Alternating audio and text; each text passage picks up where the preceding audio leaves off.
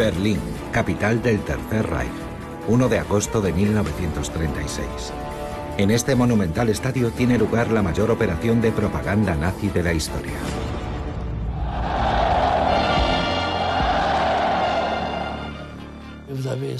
Allí había 100.000 alemanes que no paraban de gritar Heil Hitler. Un tsunami de voces. Heil, Heil, Heil. Era una ceremonia nazi, idéntica a las concentraciones anuales de Nuremberg. Sin embargo, esta multitudinaria ceremonia no es un congreso del partido nazi. Adolf Hitler anuncia la apertura de los Juegos Olímpicos, una ceremonia en pro del deporte y de la paz.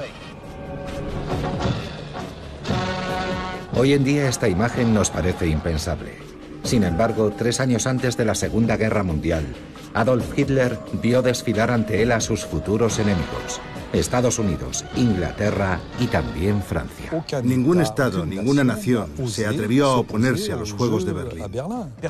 Nadie hizo nada, dejaron hacer, y ese comportamiento laxo hizo que de alguna manera fuéramos cómplices.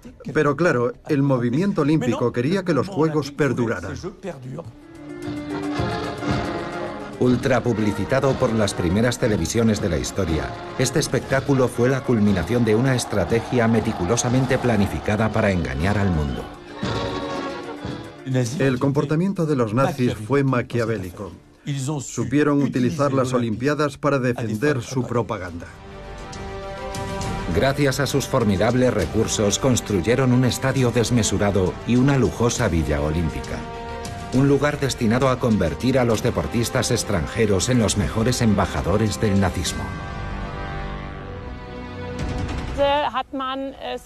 Querían dar a los deportistas la mejor imagen posible, para que cuando acabaran las Olimpiadas y regresaran a sus países, se hicieran eco del gran potencial que Alemania tenía. Por increíble que parezca, aquí se alojaron y convivieron atletas judíos y negros, a pesar de que los nazis los detestaban. Hemos ido al encuentro de las hijas de uno de ellos, Jesse Owens, el joven corredor que con su victoria humilló públicamente a Hitler en su propia patria. Siempre ganaba. Creo que para la mayoría de la gente fue una gran sorpresa. Cada vez que salía a la pista, le hacían una enorme ola. Pero algunos atletas fueron sistemáticamente excluidos. Esta es la historia de una de las últimas supervivientes de la época, Gretel Bergmann, una campeona judía y alemana. No me dejaron competir. Gané las eliminatorias, pero no participé en los Juegos, porque era judía. Para ellos era la encarnación del mal. Ninguna persona vivió una historia como la mía. ¿Cómo engañaron los nazis a los dirigentes de los países más poderosos del planeta para glorificar su ideología ante las cámaras del mundo entero?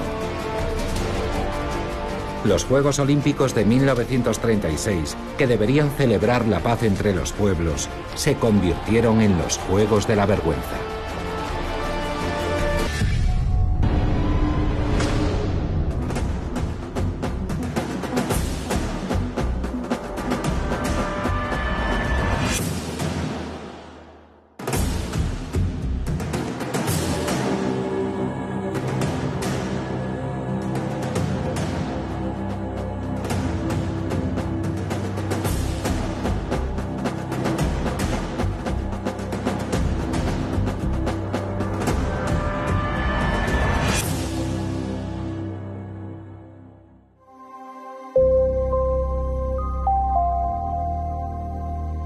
En 1931, cuando Alemania presentó su candidatura para acoger los Juegos Olímpicos, los nazis todavía no estaban en el poder.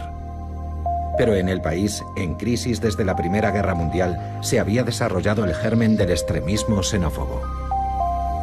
Humillado por el Tratado de Versalles impuesto por los aliados y posteriormente vapuleado por el crack de la bolsa del 29, el país estaba al borde de la asfixia.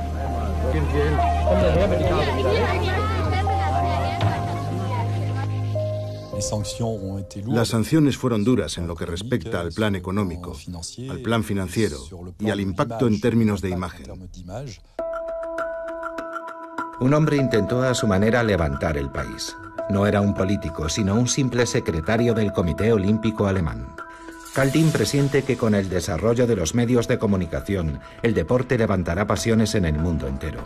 Así que hace lo posible por convencer a Henri de Vallée-Latour, presidente del Comité Olímpico Internacional, para que se conceda a Alemania los Juegos Olímpicos de 1936. Henri de Vallée-Latour era un conde belga que sucedió al fundador, Pierre de Coubertin. Era un aristócrata de una rica familia de Bélgica. No necesitaba trabajar y vivía de las rentas. Estaba casado con una alemana, así que tenía un vínculo especial con Alemania. En contra de la candidatura de Barcelona, Vallée-Latour decide apoyar a Berlín, una elección muy simbólica. Así intenta reparar las humillaciones de la posguerra. Él pretendía contribuir a la paz mundial. Ese era el discurso del COI. Un discurso según el cual el deporte favorece la paz mundial, representa la fraternidad, al menos entre las élites que se congregan en el estadio, y es un modelo para los pueblos. Pero los planes de Kaldin fracasan.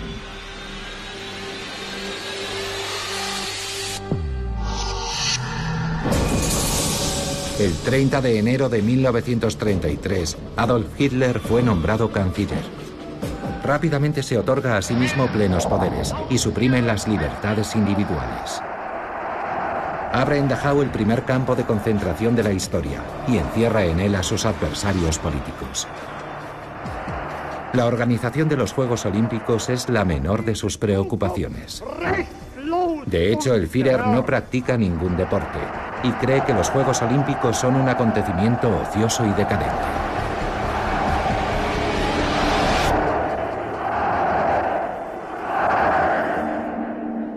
Kaldin quiere a toda costa que se celebren sus Juegos, incluso aunque tenga que enfrentarse a Hitler. Sorprendentemente le apoya a su jefe, Theodor Lewald, el presidente del Comité Olímpico Alemán, un judío convertido al protestantismo.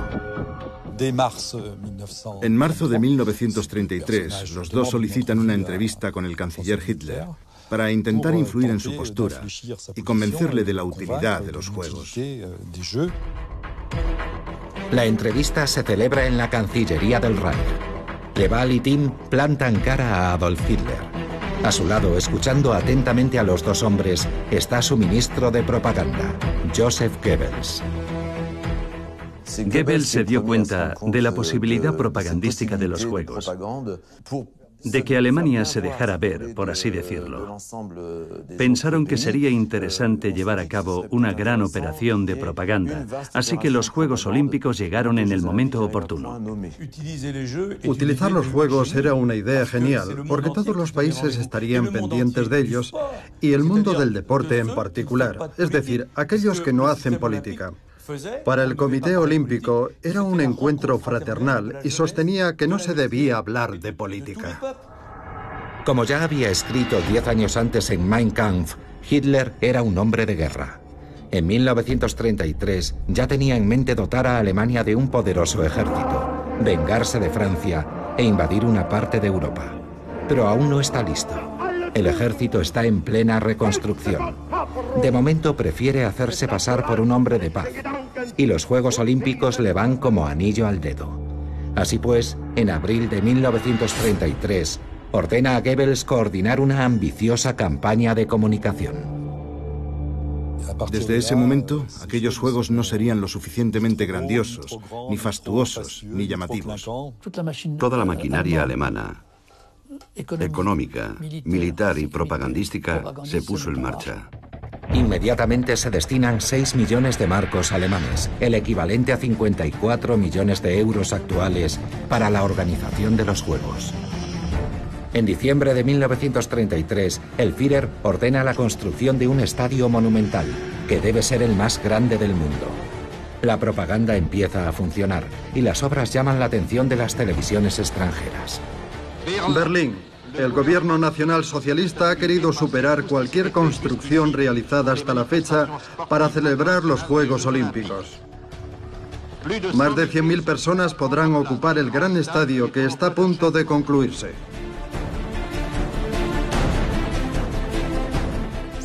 Hitler, en la primera visita a aquel recinto deportivo en construcción, le dijo al arquitecto: este estadio está bien, es prestigioso, es bonito, pero es demasiado pequeño para nuestros juegos. Un estadio para 100.000 espectadores le parecía demasiado pequeño. La locura nazi por la grandiosidad no acaba ahí.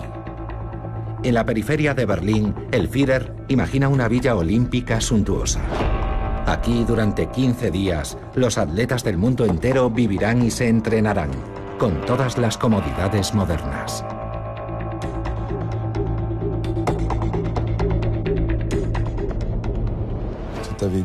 Todo se había estudiado minuciosamente. Habitaciones, 40 restaurantes, salas de conciertos, salas de televisión, porque se iba a retransmitir un cierto número de pruebas en directo. Una sauna finlandesa. Aquel sitio era verdaderamente como un oasis paradisíaco.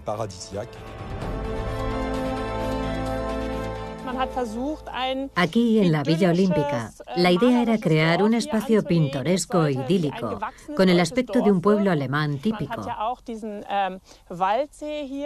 Se construyó un lago artificial en el bosque. Llevaron allí incluso aves del Zoo de Berlín para que tuviera un aire muy vivo. Se trataba de dar a los deportistas la mejor imagen posible, para que cuando acabaran las Olimpiadas y regresaran a sus países, se hicieran eco del gran potencial que Alemania tenía. Pero entre bastidores, los nazis están imponiendo ya sus leyes racistas. Los trabajos duraron 2 años, desde la primavera de 1934 hasta finales de abril de 1936. Contrataron a 2.000 personas y todos los trabajadores tuvieron que presentar pruebas de sus orígenes arios. Todos ellos debían justificar que eran alemanes arios.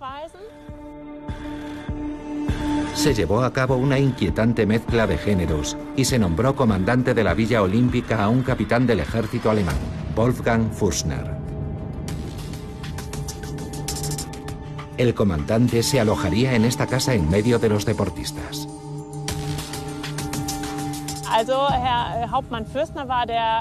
La persona responsable de la Villa Olímpica era el comandante Fürstner.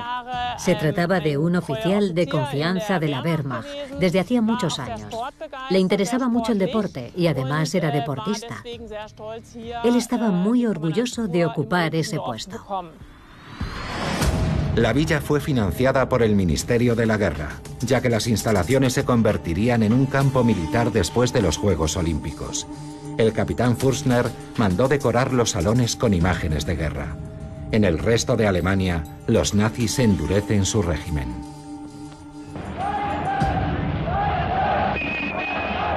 ...15 de septiembre de 1935. Falta menos de un año para la apertura oficial de los Juegos. Hitler proclama las leyes de Nuremberg.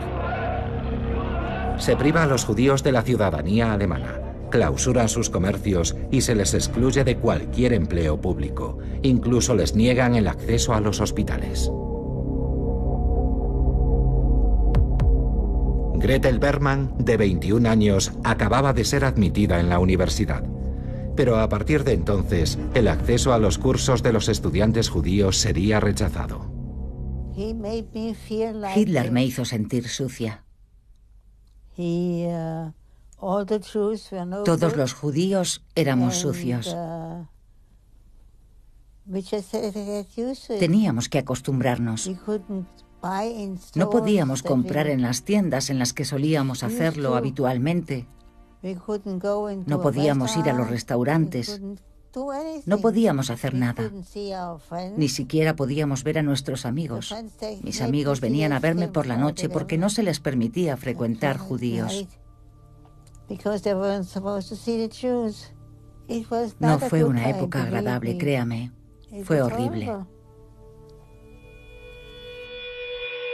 Gretel era una apasionada del atletismo y estaba particularmente dotada para el salto de altura. Acumulaba premios y tenía un prometedor porvenir deportivo.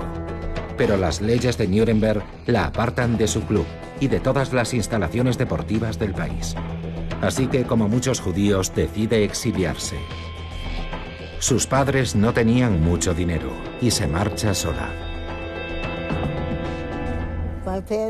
Mis padres me dijeron que me marchara porque ya no había ningún futuro para mí en Alemania.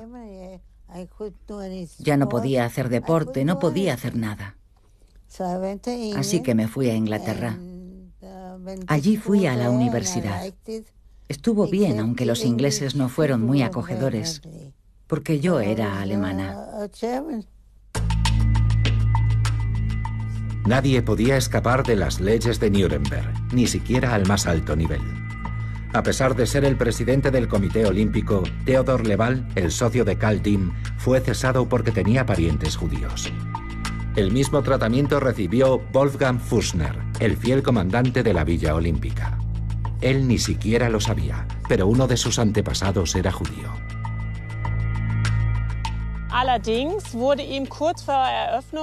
Poco antes de que acabaran los trabajos de construcción, Wolfgang Fürstner fue degradado a un puesto inferior y sustituido por un teniente coronel del ejército.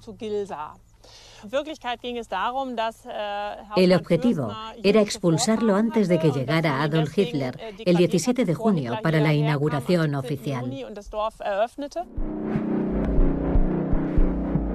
El comandante no pudo soportar semejante deshonor. 2 días después de la conclusión de los Juegos, cuando se marcharon los atletas, se disparó un tiro en la cabeza cerca de este lago, en pleno centro de la Villa Olímpica. A pesar de que Alemania está sumida en el terror, el presidente del COI, Henri de Vallée-Latour, no reacciona. El Comité Olímpico Internacional dice, no, nosotros no hacemos política. Nosotros tenemos las manos limpias. Somos apolíticos. No le busquen 3 pies al gato. La situación de los judíos, de los derechos humanos y de la democracia en Alemania no es nuestro problema. Estamos por encima de eso. Berlín prometía unos juegos grandiosos. Y sin duda, eso era lo que más deseaba el COI. Y por otro lado, ni Vallée-Latour ni la gran mayoría de los miembros del COI eran demasiado hostiles al régimen nazi.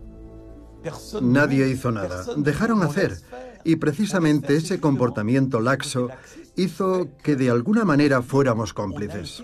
El propio movimiento olímpico debería haberse sentido ultrajado. No obstante, llegan las primeras protestas desde el otro lado del Atlántico. Decenas de dirigentes deportivos y políticos estadounidenses envían cartas al COI reclamando un boicot.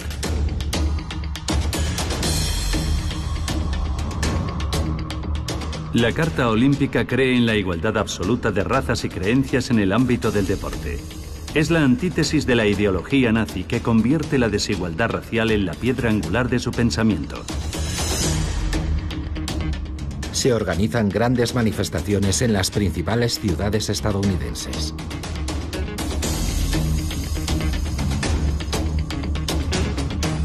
En Nueva York, el Madison Square Garden acoge a miles de opositores a los Juegos de Hitler. En noviembre de 1935, Ernest Lee Young, miembro del Comité Olímpico estadounidense e hijo de emigrantes alemanes, se posiciona a favor del boicot en esta carta dirigida al conde Vallée-Latour.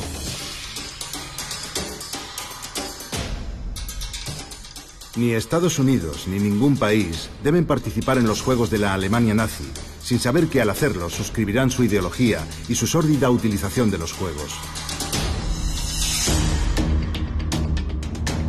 De inmediato, Vallée-Latour lo sanciona y le reprocha que se ocupe de cuestiones políticas. Ernest Lee Young fue excluido del movimiento olímpico, algo muy poco frecuente.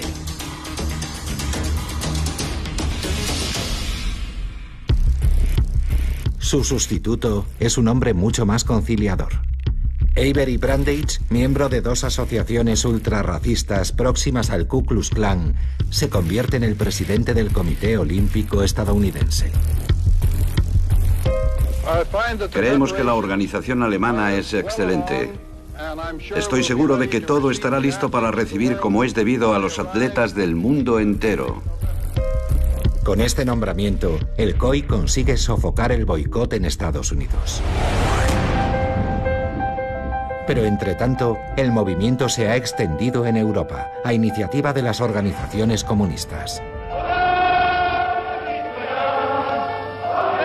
El señor Léon Blum. Febrero de 1936. Los comunistas llegan al poder en Francia con el gobierno del Frente Popular, liderado por Léon Blum. La cuestión de los juegos de la Alemania nazi divide a los diputados.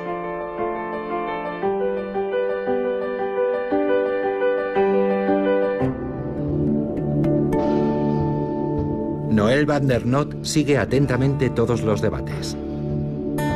Tiene 12 años y dentro de 6 meses participará en los Juegos para ayudar a sus tíos en la prueba de remo. En aquel momento había debates encarnizados para saber si íbamos a votar o no que el equipo de Francia acudiese a Berlín. Seguíamos entrenando, pero no estábamos seguros de si íbamos a ir. Aún no se había tomado una decisión. La amenaza de boicot aumenta justo cuando Alemania termina sus titánicas obras. Los nazis corren el riesgo de que su ambiciosa operación de propaganda, que llevan 3 años preparando, se vaya al traste. El mayor temor del aparato nazi que se apropió de los Juegos Olímpicos era que les quitaran la organización de los Juegos. En un momento dado, el COI tenía motivos más que de sobra para decir: vamos a retirarles la organización de los Juegos y vamos a dársela a otra capital. Tenían miedo de que eso sucediera y perder los Juegos. Necesitan dar una imagen de respetabilidad. Los nazis recurren a todo un símbolo, al padre de los Juegos Olímpicos, Pierre de Coubertin, fundador del COI, que había organizado las primeras Olimpiadas modernas en Atenas 40 años antes. En 1936, Pierre de Coubertin tiene 73 años y vive recluido en Lausana. De alguna manera, el final de su vida fue bastante triste, porque además de padecer problemas financieros, tenía 2 hijos discapacitados y debía asegurar su futuro para cuando él muriera. Y no solo eso, todo el mundo le había olvidado. Nadie le hacía ningún caso. Nadie excepto Karl Diem, que poco a poco se fue convirtiendo en partidario de Hitler. Diem viajó a Lausana en varias ocasiones para reunirse con Pierre de Coubertin. Karl Diem inició una operación para seducirle. La idea era conmemorar de alguna manera la obra de Coubertin. Le propuso reeditar sus obras en Alemania y rendir homenaje a su pensamiento en la revista olímpica. Además, pensaba erigir bustos en su honor. Por otro lado, Hitler concedió a Karl Diem un cheque regalo de unos 10.000 marcos alemanes para que Coubertin pudiera cubrir las necesidades de su familia. Seducido por esta iniciativa, Coubertin legitima los Juegos de Berlín y graba un mensaje de apoyo que Karl Diem difunde en emisoras de radio de todo el mundo.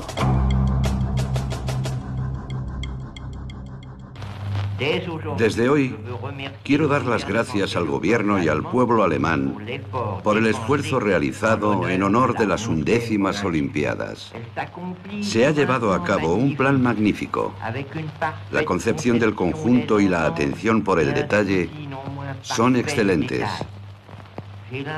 Tengo la impresión de que toda Alemania, desde su líder hasta el más humilde de los ciudadanos, desea ardientemente que las Olimpiadas de 1936 sean de las más bellas que el mundo ha visto.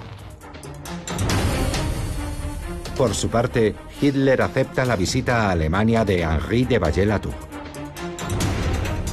Organiza una gran mascarada para ocultar los abusos antisemitas.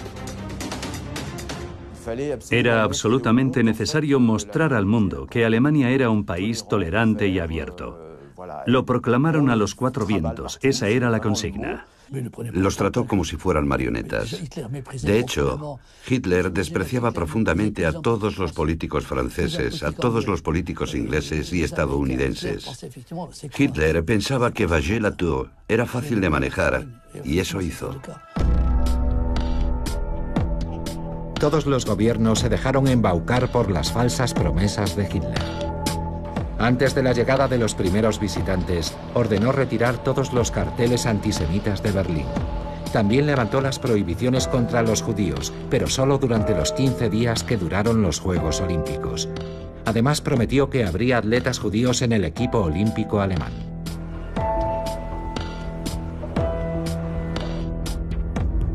Gretel Bergmann, la joven campeona exiliada en Inglaterra, fue convocada a la fuerza. Los nazis le dijeron a mi familia que debía volver a Berlín y competir para ellos en las Olimpiadas. Me pidieron que volviera a Alemania. Yo me negué a volver, pero amenazaron a mi familia, así que no me quedó más remedio que regresar. Los nazis utilizaron a Gretel Bergmann como coartada de cara al resto del mundo y la obligaron a participar en las pruebas eliminatorias mientras la tenían constantemente vigilada. Me sentía siempre en peligro. No podía expresarme libremente. Era espantoso. Si hubiese hecho la más mínima crítica a los nazis, me habrían matado.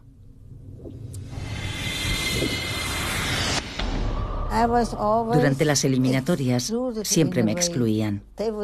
Los demás atletas corrían y se sentaban juntos y yo estaba sentada aparte. Estaba completamente marginada. Y cuando gané, se llevaron una gran decepción. Di lo mejor de mí misma, porque quería demostrarles de lo que era capaz un judío. Estas injusticias desatan la ira de la joven atleta. Durante las pruebas, bate el récord nacional de salto de altura, con 1,60 m. Con su extraordinario rendimiento, Gretel Bergmann se convirtió en un estorbo para los nazis. Temían que una judía ganara los Juegos Olímpicos representando a Alemania, así que la excluyeron de la selección. Como explicación, recibió esta carta. El responsable deportivo del Reich, encargado de elegir al equipo para los Juegos Olímpicos, no la ha seleccionado para representar a Alemania. A la vista de su última actuación, seguramente usted tampoco esperaba ser elegida. Heil Hitler. En la carta me decían simplemente que no me habían seleccionado y no podía competir. Y es una pena porque estaba tan furiosa que habría ganado. Era muy buena atleta. Un año más tarde, en 1937, Gretel Bergmann abandonó Alemania para siempre. Se convirtió en campeona de atletismo en Estados Unidos, donde a los 102 años aún sigue viviendo.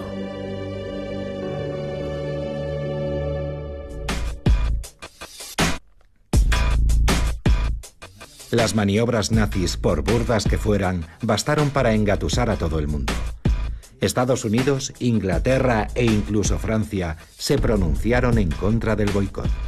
Por tanto, en el verano de 1936, la gran mascarada nazi podía comenzar. El primer movimiento es esta campaña de comunicación, en la que se muestra un supuesto paralelismo entre el hombre de raza aria y el atleta de la antigüedad. En los carteles oficiales destaca la diosa griega Atenea. Se erigieron decenas de estatuas grecorromanas en las calles de la capital. Y el 20 de julio se encendió la antorcha olímpica en el bosque sagrado de Olimpia, antes de iniciar el primer relevo de su historia hacia Berlín.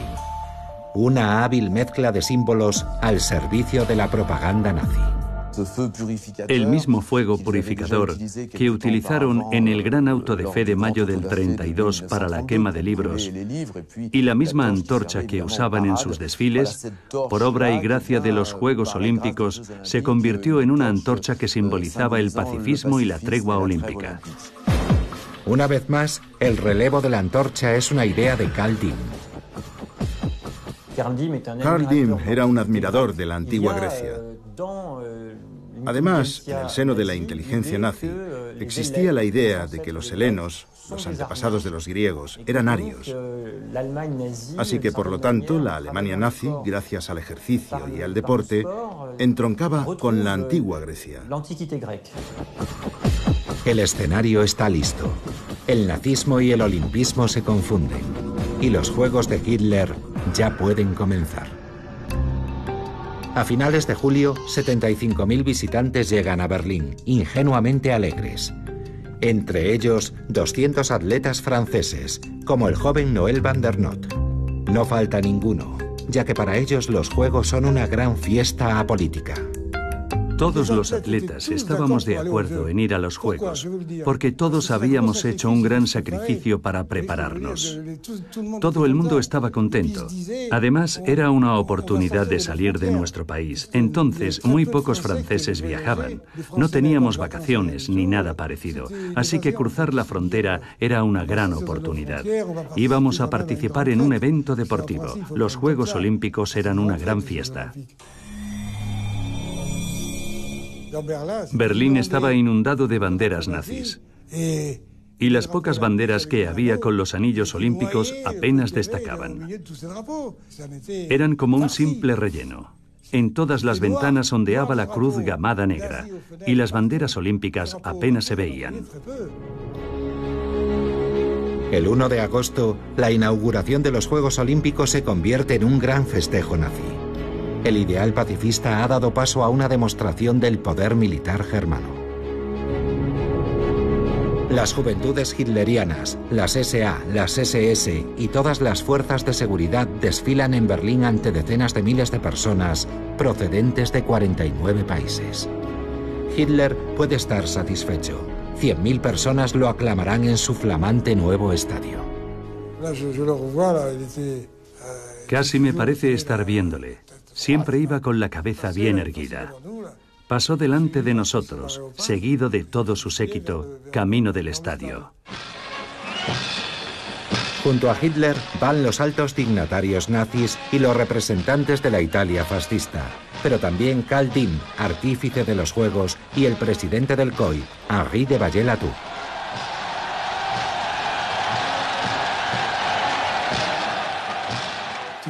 Todo el mundo estaba allí gritando Heil Hitler sin cesar. El Führer enardecía a las masas. Era algo inaudito. El desfile de los atletas. La multitud entonaba el himno alemán, pero también el himno nazi. Todo el mundo se puso en pie para recibir a los atletas, y no solo a los del Reich, también a los estadounidenses y a los franceses, que causaron impresión. Y es que los franceses se mostraron muy ingenuos. ¡Francia! La delegación francesa, encabezada por Noël van der Noot, a la derecha en la imagen, extiende el brazo hacia Hitler. Se trataba del saludo olímpico que era habitual en Juegos anteriores, como en París en 1924.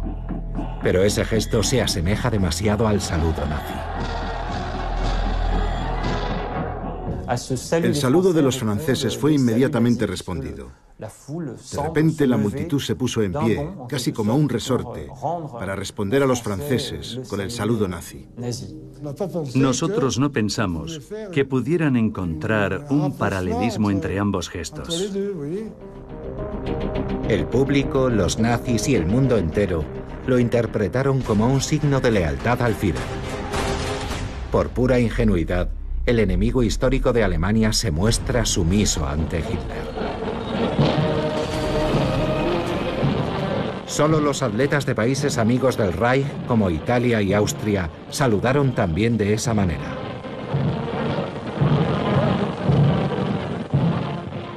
Hacer ese saludo delante del palco de Hitler no podía dejar de tener un significado político explícito o implícito. Tal vez los políticos podrían haberlo pensado y habernos dicho que era preferible no hacer ese saludo y haber buscado otra fórmula. Nadie habría puesto ninguna pega. A nosotros aquello nos daba lo mismo. Inglaterra. Los estadounidenses y los británicos no hicieron el saludo olímpico porque sus diplomáticos les habían advertido del impacto que ese saludo tendría en la multitud nazi y la utilización de aquel gesto por parte del régimen. Así que dieron la orden de no hacer el saludo olímpico en el estadio de Berlín, como sí hizo la delegación francesa. La ceremonia, para mayor gloria de los nazis, terminó con la llegada de la llama olímpica, que portaba un atleta ario perfecto. Sueltan una bandada de palomas para anunciar al mundo la apertura de los Juegos Olímpicos. Todo era propaganda visual. La puesta en escena, la llegada de Hitler, los proyectores, la llama, pura imagen. En esta guerra de la imagen, los nazis convierten cada evento deportivo en un campo de batalla político. Todos los atletas del Reich llevan en sus camisetas la cruz gamada. Cada éxito alemán es otra oportunidad para celebrar la grandeza nazi. Se iza la bandera y suena el himno del partido, mientras los atletas tienden el brazo hacia el Führer.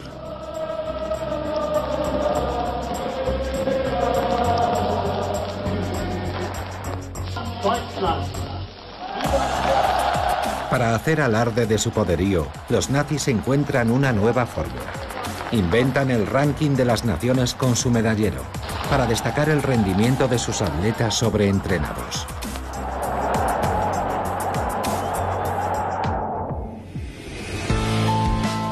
Para asegurarse de que su propaganda se difunda a gran escala, Hitler contrata a Leni Riefenstahl, que con 40 cámaras y un presupuesto récord de 1 millón de marcos alemanes, rueda Los dioses del estadio. Una película de gran formato para mayor gloria de los atletas arios. A Berlín acuden también 1.200 periodistas internacionales y 2.500 emisoras de radio se encargan de difundir los Juegos por el mundo entero.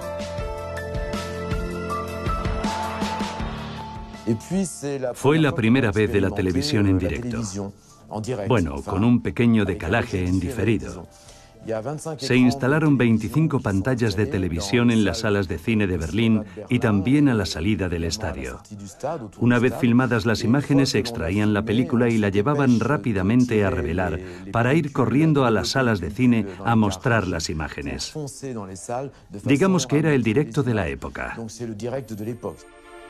Pero la propaganda más importante, la más sutil, está fuera del estadio.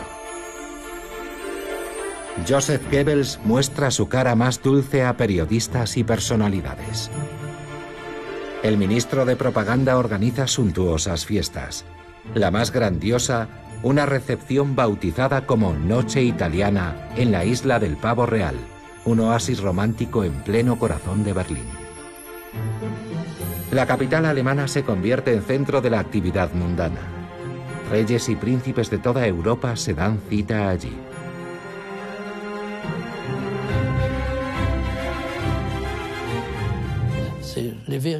Reúnen a todos los personajes VIP y les ofrecen bocados exquisitos. Era una forma de mejorar la estancia de todas esas personas que crean opinión. Durante una gran cena de gala en la Ópera de Berlín, a la que invitan a 1.200 periodistas, Goebbels revela sus verdaderas intenciones. Alemania solo alberga intenciones pacíficas. Hablen de sus impresiones sobre el nacionalsocialismo sin prejuicios, con verdadero espíritu olímpico. Joseph Goebbels, discurso en la Ópera de Berlín. Distraen a la gente. Esa idea de entretenimiento era completamente moderna. Distracción, entretenimiento, un buen baile, un buen banquete. La idea de Goebbels de utilizar a los visitantes con fines propagandísticos fue espléndidamente escenificada en Alemania. Los propios periodistas deportivos no supieron ver el mensaje subliminal. Los 4.000 atletas que se alojaban en la Villa Olímpica también fueron utilizados para que difundieran las bondades de la nueva Alemania. Los nazis también les tienen reservado un recibimiento privilegiado. Los atletas que habían participado en otros Juegos Olímpicos comentaban que todo aquello era una locura y que nunca habían visto nada parecido. Todo estaba organizado a la perfección. Había de todo. Hay que tener en cuenta que entonces se vivía con frugalidad. Por las mañanas podías elegir entre cacao, café con leche, malta en polvo, mermeladas. Sí, había un montón de productos que podíamos tomar a discreción. Y ya conoce a los franceses. Si pueden atiborrarse gratis, siempre funciona. Los atletas están tan deslumbrados que llaman a la Villa Olímpica el paraíso en la tierra. Uno de ellos, Jesse Owens, un joven negro estadounidense de 22 años, nieto de un esclavo, está aún más sorprendido. Él, que vive en un país segregacionista, no da crédito cuando recibe el mismo trato que los blancos. Cuando llegaron, preguntaron dónde estaban sus habitaciones, porque pensaban que les alojarían en un lugar diferente al de los atletas blancos. Y cuando se dieron cuenta de que todos eran iguales, fue algo extraordinario. Porque en Estados Unidos no era así. Allí comían todos juntos. No estaban los blancos a un lado y los negros a otro. En Berlín formaban un solo equipo, el equipo olímpico de Estados Unidos. Detrás de este recibimiento, meticulosamente calculado, el régimen de Hitler sigue siendo ultrarracista y considera a los negros seres infrahumanos. Sin embargo, Owens fue capaz de frenar a su gran máquina propagandística. 3 de agosto de 1936. El estadio entero está pendiente de la línea de salida de los 100 metros lisos, la prueba reina. Owens, estadounidense. Desde las primeras zancadas, Jesse Owens deja atrás a sus oponentes. Parecía un paseo. No sé si me entiende. Hay atletas que corren con los pies pegados al suelo y da la sensación de que aplastan la pista. Él, en cambio, hacía todo lo contrario. Era pura dinamita.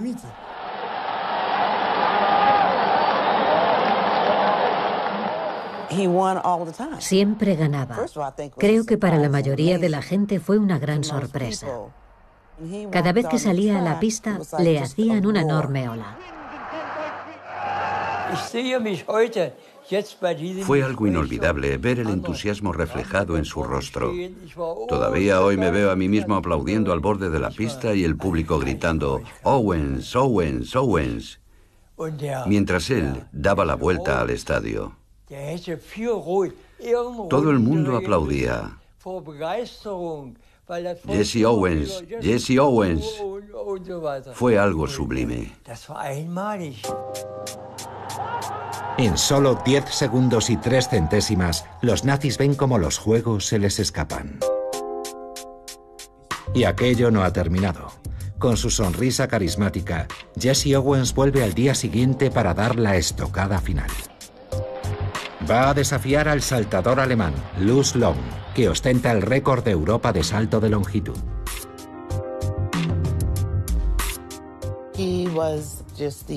Para Hitler, tenía todos los atributos del ario perfecto. Era rubio, de piel blanca, alto, atlético, y procedía de una familia muy rica. Pero por encima de todo eso, era un hombre de bien. Todo separa a estos dos hombres, y sin embargo surge entre ellos una gran complicidad, en medio del estadio y ante los ojos de Hitler. Mi padre se había caído varias veces durante los ensayos, y Luz Long le dio algunos consejos para no caerse. Puso una toalla justo antes de la línea de batida y le dijo: «Apóyate en ella y no volverás a caerte». Gracias a ese consejo, Jesse Owens realiza una proeza increíble. Con un salto de 7 metros y 94 centímetros, bate el récord del mundo. Luz fue el primero en felicitarle. Y lo celebraron juntos. Luz Long y aquel extraordinario atleta estadounidense, aquel hombre negro, Jesse Owens. Se les veía a ambos henchidos de orgullo. Para mí aquel fue un espectáculo grandioso. Día tras día, Jesse Owens deja su impronta en las Olimpiadas nazis. Al día siguiente gana también los 200 metros. Y más tarde, el relevo 4%. La verdad es que había un gran contraste entre aquella enfervorizada multitud y la frialdad de los dignatarios del partido nazi que estaban en la tribuna. Todos los espectadores estaban entusiasmados, pero ellos mostraban una actitud negativa. Se juntaron en un rincón y no parecían muy contentos. Las victorias de Jesse Owens ponían de manifiesto el fracaso de todas las teorías raciales proclamadas por el Tercer Reich, y además en directo, ante los ojos del mundo entero.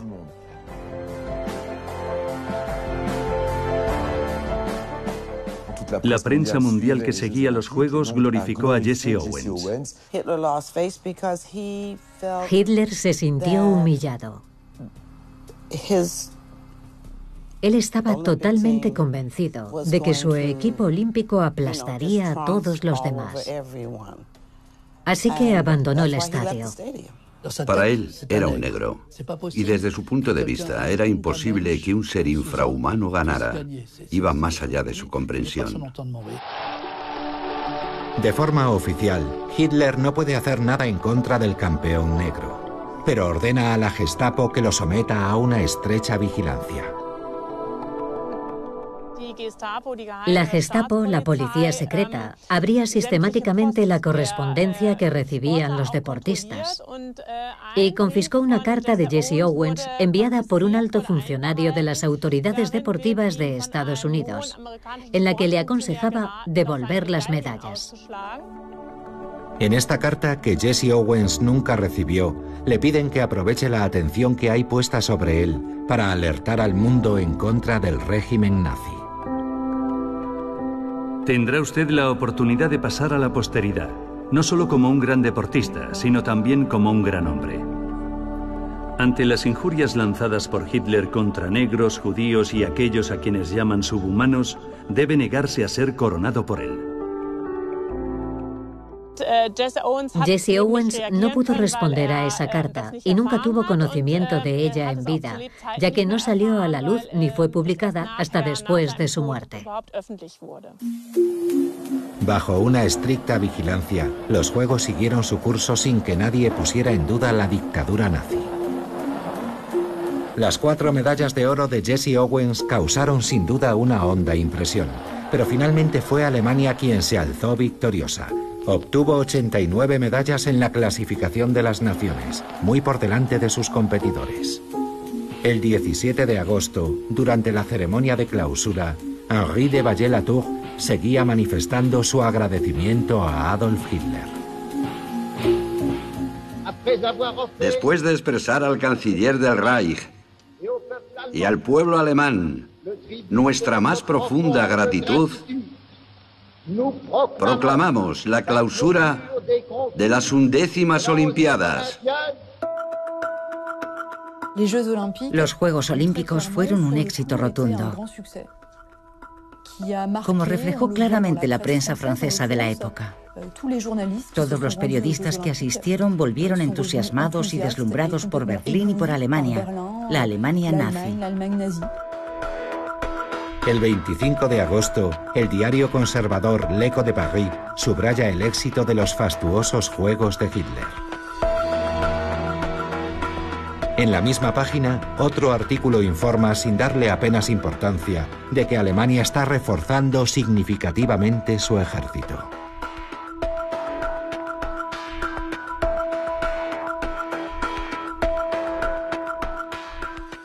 Se las arregló para anestesiar a la opinión pública internacional y a la opinión pública alemana, y consiguió alinear a todo su pueblo bajo su nombre, sin aspavientos, sin ruidos, un éxito rotundo. Los Juegos de 1936 fueron como un espectáculo de prestidigitación.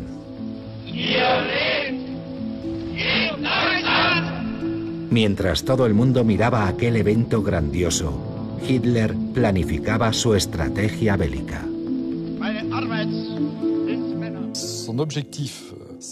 Su objetivo era valorar la sumisión del pueblo a su Führer, a su líder, de cara a futuras movilizaciones bélicas. La prueba está en que el día de la inauguración de los Juegos, el Estado Mayor alemán decretó la primera fase de la preparación de la guerra. Solo 3 años después, quedó claro que la tolerancia y la paz entre los pueblos había sido una farsa. Adolf Hitler desencadena la Segunda Guerra Mundial y sus ejércitos barren Europa.